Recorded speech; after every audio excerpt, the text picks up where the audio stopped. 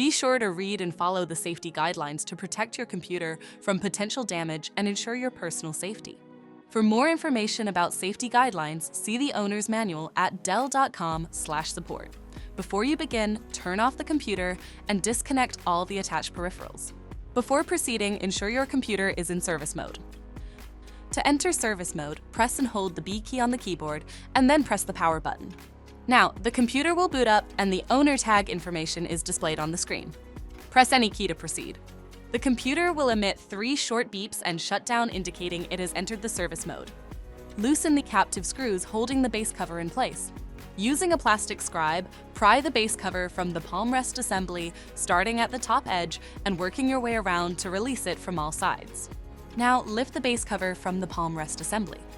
If your computer is unable to enter service mode, disconnect the battery cable from the system board. Identify the solid-state drive and remove the 2 screws. Unlatch and remove the screw to lift the drive out of the system.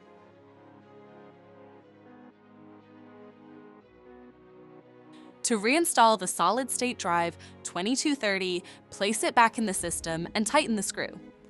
Relatch and secure the drive with the 2 screws. If the battery cable was disconnected earlier, make sure to reconnect it to the system board.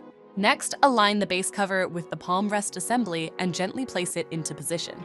Tighten all required screws to secure the base cover in place. To exit service mode, connect the AC adapter and press the power button.